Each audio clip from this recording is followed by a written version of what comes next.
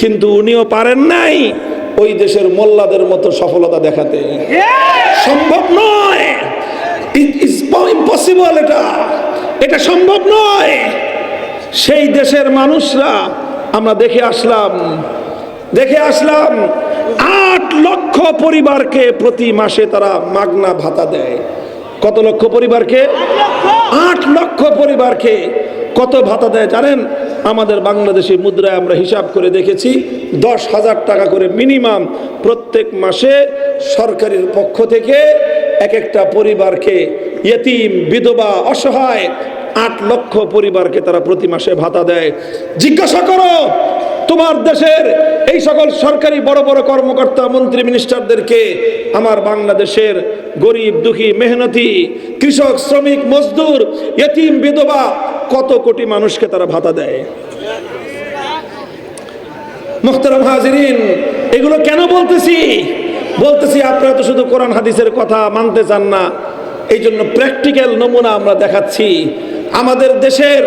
আমাদের দেশের একজন পররাষ্ট্রমন্ত্রী ছিল, তিনি বললেন কি, অমুক দেশের সাথে আমাদের সম্পর্ক হলো স্বামী স্ত্রীর মতো। মনে আছে? স্বামী স্ত্রীর মতো। কিরকম, কেমনে স্বামী স্ত্রীর মতো হলেন? এক দেশ আর এক দেশের সাথে স্বামী স্ত্রী হয় কেমনে?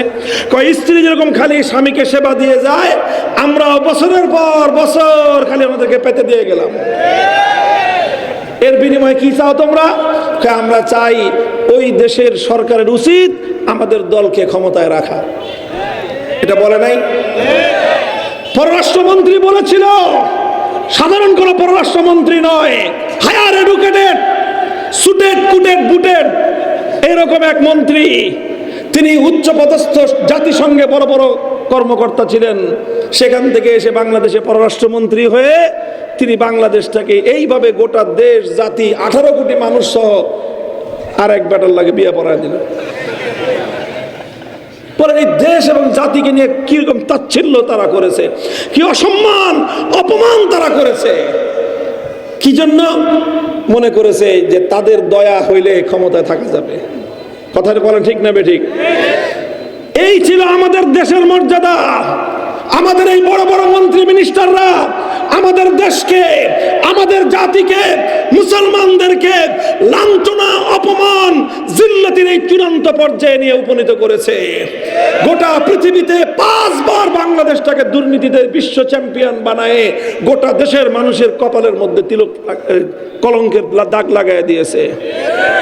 এই দুর্নীতিগুলো কারা করেছে? গরিব মানুষরা করেছে।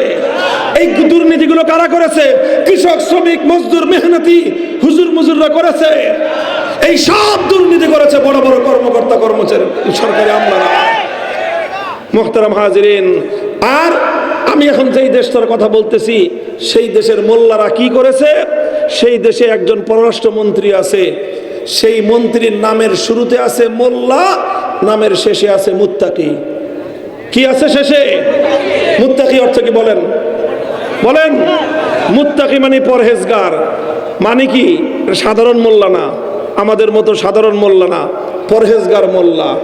মোল্লা মোহাম্মদ আমির খান মুত্তাকি, তার সাথে এক টেবিলে বসে ঘন্টাখানেক আমরা মিটিং করেছি।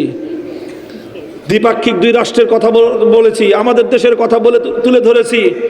আমি নিজে তাকে দেখেছি, মাথায় পাগড়ি, হাতে তসবিহ, পররাষ্ট্র মন্ত্রণালয়ের চেয়ারে বসে দৌর্দণ্ড প্রতাপের সাথে পৃথিবীর বড় বড় নেতাদের সাথে ডিল করে, সবসময় হাতে তসবিহ, মাথায় পাগড়ি।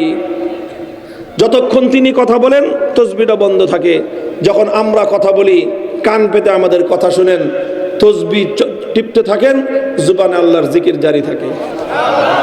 এই হলো মোল্লা পরহেজগার মোল্লার এই হলো দৃশ্য।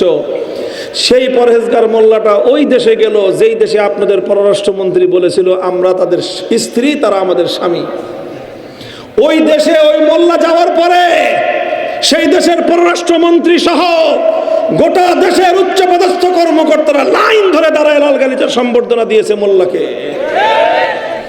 তাকায় দেখেন, বিশ্ব মিডিয়াতে যখন দৃশ্যটা ছাপাইছে, দেখলেই মনে হয় মোল্লার পাশে এত বিশাল রাষ্ট্রের পররাষ্ট্রমন্ত্রীটাকে মনে হয় বাঘের সামনে বিলাই দাঁড়াইছে। ভাই, এত কিছু আল্লাহ দেখিয়ে দিয়েছেন আপনাদেরকে।